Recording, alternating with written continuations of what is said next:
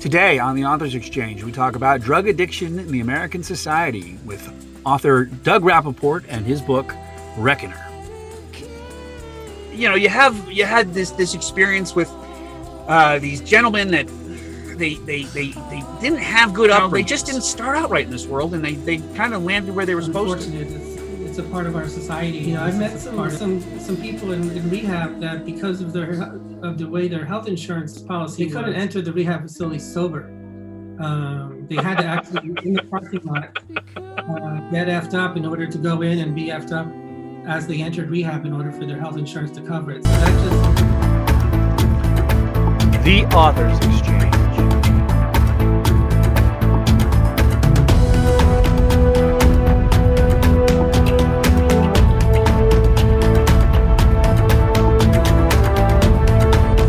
Your host, Captain Christopher German.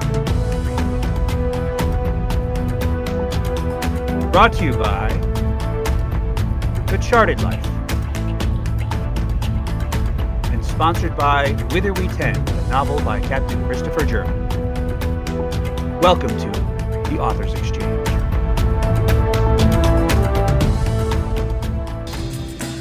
Hey there, this is Captain Christopher German. This is The Authors Exchange, the best half-hour conversation you're going to have on the web. And guess what? This week we have a really cool guy with a really cool book. He's actually a trained musician, but he's also a phenomenal writer. So apparently he does everything, even makes coleslaw. And this has been such a cool book to read because it really rips out some of the big issues that are happening in today's modern society, and it really puts some people behind them and really tells the story of what it's like to be in their shoes. And I really enjoyed this book because I'm a bit of a realist writer myself. I do a little political dystopian stuff. This book is more realer than I could even get. But before I tell you any more about this book, let me tell you about the man. Douglas Rappaport was originally a classically trained violinist and composer, having studied as a young man at various conservatories in the U.S. and abroad. During his college years, Douglas studied under the famed protege Joshua Heifetz and Eric Friedman, and after graduate work at Yale University, went on to USC, where he received an advanced studies degree in film and television scoring. He also studied at Goldsmiths College, part of the University of London, Guildhall, and London International Film School, amongst others. He's got a lot of education and he's got a lot of knowledge, and he put it all into this book. And without further ado, let me introduce you to Douglas Rappaport. Douglas, tell us about your book. Hey, thanks for having me on the show. I really appreciate it. No problem. This book is my third book, actually, my second novel, but my third book. I started it back in 2014, so it's been a long process. The book is about many things, but one of the main themes running through it is alcohol and drug addiction. Well, before you go too much further into it, you have a copy of it. Show us that book and let's know what the title is, can we? Oh, sure, yeah. Called Reckoner.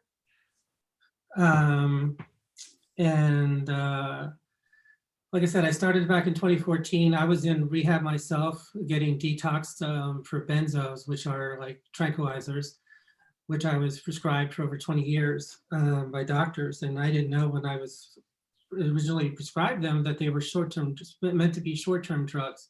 No doctor ever said, oh, you shouldn't be doing this long-term. It just doctor after doctor kept prescribing them. So I didn't know any better. I took it. And 20 years later and some change, my central nervous system just flipped. I had to go into detox and get the chemicals out of my body. So it was really, as people in rehab can attest, it's a really challenging environment to go through. Hardest thing I've ever gone through in my life. I mean, writing a book is hard, but going through detox, especially for benzos, is very hard. So I got the idea when I was in rehab, meeting some other people and hearing their stories, and that's where I got the idea for Reckoner. Really? Well, talk to me a little bit about the title, Reckoner. I mean, a lot of the chapters in this book are titled with some kind of similar titling, but the term Reckoner, I had a tough time finding it in the book. So tell me a little bit about where did you come up with the title for this book? So it came to me, I was influenced by a Radiohead song called Reckoner, which is on one of their later albums. Actually, I think their last album, no, 2 albums ago. In any event, Reckoner, it's about someone reckoning with their life. And there's a lot of characters in this book, and they're all reckoning with something. Miles Rockefeller, the protagonist, he has one reckoning after another. He's an orphan. He's jumping around different foster homes. He's got drug and alcohol addiction. He's reckoning with that. He's reckoning with himself as he becomes an adult. He's reckoning with a crime that's committed later on in the book with him and one other guy that he meets in rehab. So it's just a reckoning after another, and ultimately he has a reckoning, like I said, with himself. So that's where I got the title from. Well, yeah, and I mean, the character of Lily, who is the victim's mother, she's going through her own little thing where she does her own medications and mixes them with a little bit of hooch and takes her hot bath and gets herself into a good mind frame. And it seems everybody in this book has some sort of chemical dependency or some kind of glitch that they're trying to augment with those chemicals.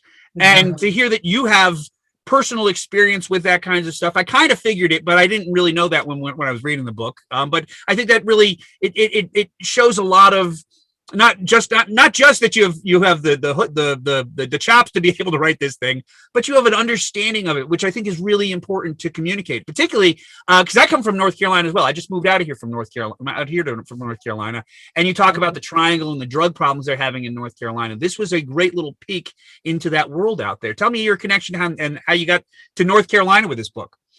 So when I was in rehab, I was actually in rehab in Florida and in Maryland. But I lived in North Carolina a few years ago. That's where I wrote a majority of the book. So in an effort to sort of keep the rehab facility, the fictional rehab facility, as confidential as possible, I placed it in North Carolina. Well, and talk to me a little bit about, you had this experience with these gentlemen that they didn't have good upbringings, but they managed to find themselves on the wrong side of the law, the wrong side of chemistry, the wrong side of a lot of things. But the book is a great example of, and it is fictionalized, but it's a great fictionalization of the actual process. And that's, mm-hmm. I think that's how things change. Dickens did it with the Christmas story, with the Christmas Carol. These were really things happening in England at his time, and he wanted to show the world what they were, but he did it through a fictional account. So it has nothing to do with Christmas, and there is absolutely no bah humbug in this thing, but it is absolutely a real story about American horror, I think. Yeah, and like you mentioned, there's a lot of different characters in the book. Lily, you mentioned the mother of the boy who's killed in the book, but they all have their story to tell, their own reckoning, like we talked about. And and I switch point of views throughout the book. Where you're in Lily's point of view, you're in Sawyer's point of view, you're in Miles' point of view, and hopefully it's an effective way, hopefully, of portraying how these characters were viewing their lives. So it wasn't just all through Miles' viewpoint or through some kind of omniscient point of view where just everybody was seeing through the same lens. So I really wanted to create a mosaic of these different characters and their lives. Well, we have to take a quick break right now because I have to pay some bills and whatnot. This is the American way, after all. But when we come back, I want to talk to you a little bit about the writing of this book, specifically the use of language. And I think we're going to ask you to give us a little taste of the language in this book by reading us a little bit of it, because that is, I think, one of the most impactful parts about this book is the voice that you use in the book. But before we do that, we got to take a break. So I'm Captain Christopher German. This is the Authors Exchange, and we'll be right back talking with Doug Rappaport about the book, The Reckoner, after this break. Thanks for watching.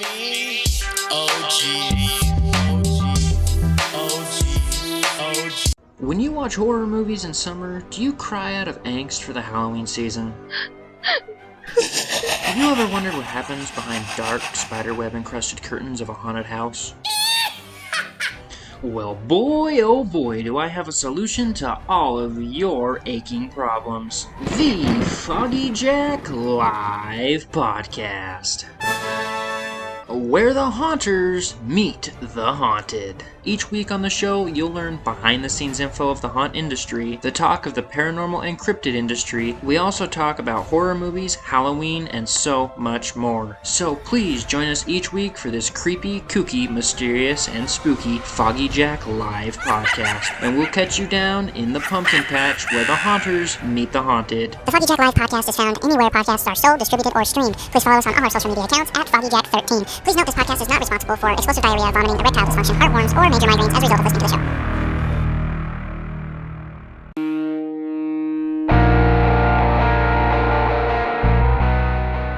Welcome back. I'm Captain Christopher German, your host du jour for the Authors Exchange, the best half-hour conversation you're going to have on the web. This is a show. It's about good books for good people and all the great stories that can be told out there. And we have a particularly good story that we're talking about today, The Reckoner by Douglas Rappaport. The man knows a little bit about it because he's been to the watershed by himself before, and he knows the stories in here, and he tells them with a really interesting voice. And that was one of the things I really liked about this book, but it also goes to his personal experience as an author. And that's what we do in the second segment, as we talk about the authors. So Doug, let me ask you a question. You do a lot of internal monologues with your characters in this book. And I tend to think it's because you have an intimate knowledge of what's going inside the heads of these characters in this book, not just because they're your characters, but also because you've experienced a lot of those same thoughts. And I mean, particularly towards the end of the book, when Miles is back on the junk, and he's having this meltdown before he goes back to his last bout with rehab. You know, the talking that he's doing in his head, the conversation he's having within his head, it's self-doubt combined with observational things going on there, combined with nightmares and all these things just going through his head at the same time. And you do that in text, explaining the mindset of a drug addict. And I'm really impressed with how you did that. Talk to me a little bit about that. Can you?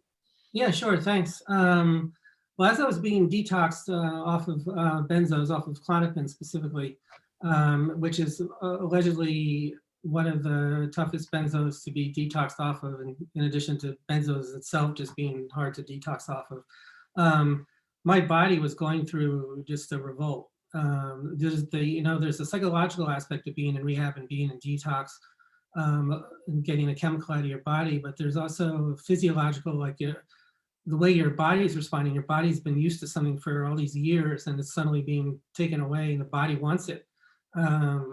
So a lot of the things you were talking about that Miles feels, where he's hallucinating and things like that, were very close to what I went through when I was hallucinating and having audio and visual hallucinations.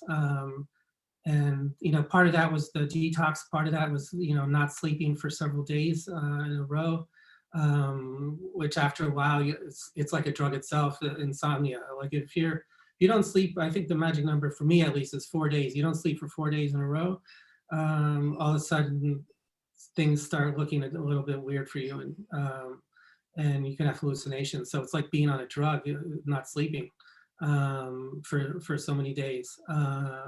So that's how I got into Miles' head a little bit, with some of the hallucinations and the way he was feeling as he was, as these chemicals were roaring through his body. What I find so compelling about it, though, is that while you're having these experiences yourself, you were kind of writing the book, and you remembered how you felt. You took it in, and you embraced the feelings, and you kept them long enough so that you could come up with a book beyond that. I think that's really impressive. Oh, well, fortunately or unfortunately, I'm going to probably remember how I felt, for the rest of my life. So some of the hallucinations and things like that I did write them down, so I wouldn't forget. But I think it's ingrained in my brain, to tell you the truth. So really? I don't ever forget. Yeah. Well, and how did your family get around you with all this? They have to be terribly proud of you now. You've dug yourself out of there. You're an accomplished musician. You've gone to so much education. I mean, you're really an impressive guy. To find out that, you also did the whole drug addiction thing. How did your family handle all that, and how have you come back together with your family and all that other stuff? Yeah, my family is great. They were very supportive. Both of my parents are deceased, so they weren't around for when I was in rehab, which is a good thing probably. But I think they would have been understanding if they had been alive. But my siblings were very understanding. Some of my siblings have had similar problems with drugs and alcohol, so it's something sort of in the family that we support each other on. And so I think they would have been supportive anyway. But having some of their backgrounds, having similar backgrounds, in that sense, they were really supportive, and they really helped me, get through this. Well, I also think, speaking to the drug problem here in the United States, particularly with what's happened with OxyContin and all that stuff, that touched my own family. I lost an uncle to that, unfortunately. But it's a book about, I think, what's happening in so many American homes and in so many American families. Every family has been touched by the drug crisis. Every family has lost somebody or knows somebody that's been lost to it. And, it's the impact on the American fabric. But I think this book is coming out in the perfect time to really kind of come to an understanding of where we are as a society and what's happening right now with our families and with our lost souls and all the other stuff. To have you come out of that and to be able to put together such an amazing book like this, I'm very happy that you did. I'm very happy that you told the story, but I can also kind of think, I feel kind of bad that you had to live that way. Yeah. Not to put blame on other people, it was definitely something that I had a chemical problem with in terms of the benzos. I had really severe insomnia, which forced me to take the benzos so I could sleep. That's how it started, and then having just sort of a generalized anxiety disorder in general. But I didn't know any better. I mean, like I said, doctors prescribed for me, so I took it. I'm supposed to be on, okay, and I went and filled it and took it. And so it didn't dawn on me that I should have researched it myself and really discovered that it wasn't meant to be a long-term drug. That's a short-term medication. And so, I mean, I could blame these doctors all day long, but at the end of the day, I took them, and maybe I should have done my due diligence, and maybe it's a lesson to be learned that doctors aren't perfect either, and sometimes it's not. Sometimes I would suggest all the time it's good to do your own due diligence on the drugs you're taking, prescription drugs you're taking, and make sure that you're being prescribed the right things. Well, and I think that's one of the really the great takeaways from this book is that you have told your story through these characters, and now it is out there for the world to consume. And perhaps maybe if you should reach one person, just one person, it's worth writing the book. And absolutely. I'm tickled pink that you wrote it, and I'm tickled pink that you told the story, and I'm sick as hell that you had to do it. Yeah, but there's a light at the end of the tunnel, and when you're in rehab, maybe you don't see that light. You think you're not. I mean, when I was in rehab, I thought I'm not going to survive. Yeah. And I was like, I'm never going to get through this. And so, like, to get through it, it's like, oh my God, I did it. I get through it. And but it's like when you're in it, you just have no confidence in the future. And I wouldn't wish it on my worst enemy. It's a horrible thing to go through. Well, I'm glad that you've made it through it, and thank you so much for being here today to tell us about your book, because quite frankly, I think this is a book that you need to pick up, especially if you're at all wanting to understand what it looks like on the face of the world right now, what we're living in as a country. This is a great tale, fictionalized, of course, of what the drug crisis looks like here in the United States. But when we have one more segment to do. When we come back, we're going to talk to Doug about the publishing process, because while we have been dealing with the major social issues of the United States for the first two segments of this broadcast, we also want to talk to him because he's an author, and we love the authors here, because this is the Authors Exchange, the best half-hour conversation you're going to have on the web. So stay tuned. After this break, we'll be right back, and we will talk to Doug about his publishing experience. Stand by. Thanks for watching.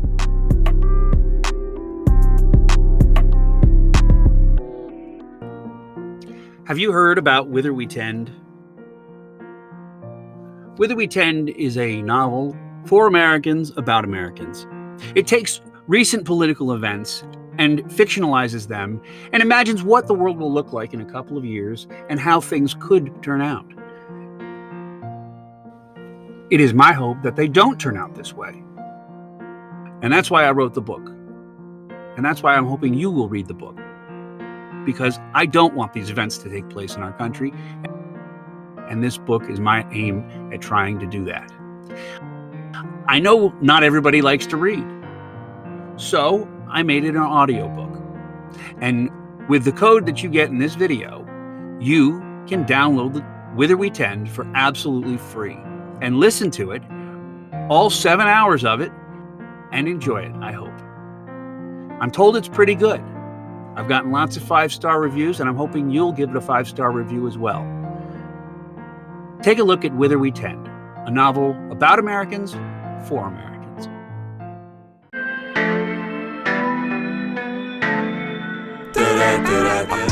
Welcome back to the Authors Exchange. I'm Captain Christopher German, your host. This is the Authors Exchange, and the book today we're talking about is Reckoner. Not The Reckoner, it is Reckoner, and I screwed it up before. I apologize for that. But the book is by Doug Rappaport, and it is a phenomenal tale told about the drug crisis here in the United States and through a very important experience that Doug has had with it himself. But Doug is also not just a writer, not just an author, not just a musician, not just a film scorer. He is all of those things and a recoverer, and he is absolutely one of the most fascinating people I've ever talked to on this program. So, Doug, while I have you, can you tell me a little bit about your experience with this book and how you got it on paper and you got it to a publisher and you got it out there for the world to read? Sure. So originally, I actually, to protect the confidentiality of this and the people I met and the rehab facility, I wrote it under a pen name originally and had a different title. And I had a traditional publisher who's located in Europe. And so the book originally came out with a different title and a pen name, fake name. But to make a very long story short, this publisher was a nightmare. The whole thing was just a disaster. And fortunately, I was able to get out of the contract and then publish it myself with a great independent publisher in Michigan, Mission Point Press, which I highly recommend. And so I did publish this book twice. Like I said, once, the first time was with the traditional publisher. So that just goes to show all the people who self-publish out there that it's not necessarily, traditional publishing is not necessarily the end all be all. You got to watch out, with however you publish your book, whether you're self-publishing it or traditionally publishing it. But so I did traditionally publish it the first time around. So there's a lesson there to be learned that I definitely learned. But I published it myself. Let's hear a little bit of the backstory. What was some of your experiences with the traditional publisher that you rectified by becoming an indie publisher? So I'd say the biggest thing is the control aspect. Since it was being traditionally published at first, the publisher was really strong in terms of, this is the way it's going to be printed, this is the way it's going to look, blah, blah, blah. And it was really hard to have my own say. And when I noticed that it was printed wrong, and then I wanted to correct some of the printing errors, they were unwilling to do it because it's on their dime and they didn't want to do it. So the book was printed incorrectly on top of it. So you just got to watch out. I mean, it's a great thing. You can get traditionally published. You think, oh my God, I made it. I'm traditionally published, woohoo. But you gotta really watch out because every publisher is different. There's great publishers out there, I'm sure, but there's other publishers out there that's similar to this publisher that you just you got to do your due diligence yet again, and really research the company you're going to publish the book with. It's a personal thing for you when you write a book and you want to do it the best service you can. So. But I was really happy to be publishing it, with the new name Reckoner. It was really my original title to begin with. I decided just to use my real name at the end of it because I just felt that would be the best way to really go forward with this project and really, take responsibility for it. Uh-huh. Was this book in any way a part of your recovery? Absolutely.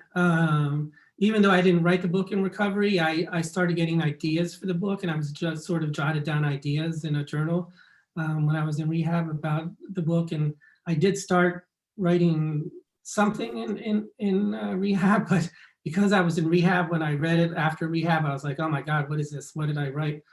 So I didn't use any of that. I started over. But I definitely got the ideas when I was in rehab for some of the different characters. And I got an idea for the actual end of the book. I had that idea in rehab. And so I knew how I was going to begin it, and I knew how I was going to end the story. And then I just had to fill in the middle.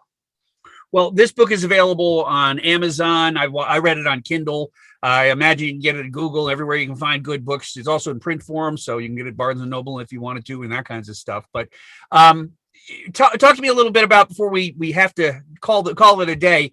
How has your books been selling? Would you choose to do the indie publishing versus traditional publishing from a marketing and sales perspective? What is your feelings about that? From a marketing and sales perspective, I mean, at the end of the day, you have to be your own marketer, whether you're traditionally published or self-published. Unless you're published one of the big publishing houses like Random House or something like that, where they have the, really, will put their marketing behind the book. But I think at the end of the day, even if you're with Random House, you still have to sort of do your own marketing. And so for people who think, like I erroneously did, oh, if I get traditionally published, I don't have to deal with the marketing. They'll do it all and I don't have to worry about it. But that's not the case, sadly. And unfortunately, I'm not a great marketer. I mean, this is my third book. You'd think I'd have the marketing down by now, but I'm not very good with the social media marketing. I don't have really a big platform. But you made it to the Authors Exchange, so you must be doing something right. That's definitely. Well, Doug, it has been an absolute pleasure. But before I let you go, because we do have to on this thing, it's a half-hour conversation, not a full hour. But talk to me. What would be your advice to a new author, or imagine there's somebody out there similar to you that's had some trials and tribulations in their life, and they're trying to figure out how to get their story down on paper. And I just saw a Facebook post the other day from a guy that spent some time in prison, and he's not really feeling confident that he could put a whole book together and get it out there. And I suggested that maybe just would do a web novel. But what would be your advice to him about, getting his story out there and telling his tale? I mean, this sounds really dumb probably, but you just got to keep writing. Like, just put down whatever you can to take, just like if you work out every day or something like that, you got to look at it like it's a daily exercise. So you have to, carve out an hour and a half, 2 hours, whatever you can afford in your calendar every day for you to write. No matter what you write, it could be the worst thing you ever written. It could be drivel. It could be about the day you had yesterday. It has nothing to do with the book. Just keep writing down something and do it every day. Put it, like, say, at 4 to 5 o'clock every day, I'm going to write, and just commit to writing. It's just like I said, working out. You continue to do it and do it and do it. You build up muscles and muscle mass and all that. You continue to write, and you do it at the same time every day, 5 days, 6 days a week. Year goes by, however long it is for your book. Guess what? You have a book. Yeah. And then, you can go from there. Well, speaking of writing, I forgot to do this in the previous segment, and I really wanted to hear a little bit of this book by in your voice. Is it possible we could spend the last couple minutes of this broadcast with you reading us a little bit? Yeah, sure. How much did I read? Well, just give us a good sampling of a few pages, and something a passage that you particularly think is very salient to the book and very, very that you like reading. I've got my favorite of my book. You tell me what yours is. Maybe just read the beginning, because I think that gives a good introduction to Miles and the way he sees the world. Fire at will, sir. So the first chapter is called 12-12. People ruin everything. This was what Miles Rockefeller was thinking when the two young women invaded his sanctuary, promptly setting up their sunbathing towels in the virgin grass, just as he was finally feeling some peace from watching a wedge of geese ascend over the water. The girls were talking about drugs, which seemed to be everyone's favorite topic of conversation at the rehab facility, at the same time exchanging their growing list of withdrawal side effects in an effort to name something the other person hadn't experienced yet, or better still, hadn't heard of before or even thought possible. It's 12-12, one of them said to the other. Make a wish. What? 12-12, she repeated, glancing at her wristwatch again as if she suddenly didn't believe it, which reminded Miles that no one had their cell phone anymore. I thought that was only at 11:11. The other one scoffed, followed by a whatever. Just then, as if saving him from the girl's ridiculous banter, Miles heard over the loudspeaker, "Miles R., please come to the nurse's station. Miles R. to the nurse's station." Wow. Well, if you'd like to hear more about this book, you can catch it online. It is called Reckoner. It's by Douglas Rappaport. And Doug, thank you for reading, and thank you for joining us today, and thank you for putting this book out there, because quite frankly, it touched part of my life, and I really enjoyed reading it, and I would think you will enjoy reading it too if you pick it up. So, sir, I'm going to say goodbye to you right now, and I'm going to say goodbye to these guests, and I'm going to start scheduling a new broadcast the next week, and every week at 12 o'clock. We post this thing out on Fridays, and we're hoping that you're enjoying these, and we're hoping that you will want to join us too. If you'd like to be on this podcast just like Doug, send me an email, info@thechartedlife.net, and you can get your spot on here to tell us your story and talk about your book, because we are trying to find new authors, independent authors. That is what this whole podcast is about. Doug, thanks for joining us. Thanks, Christopher. And thank you for joining us. We will see you again next week, Fridays at noon, same bat time, same bat channel. I'm Captain Christopher German, your host, and this is The Authors Exchange. Thanks for watching.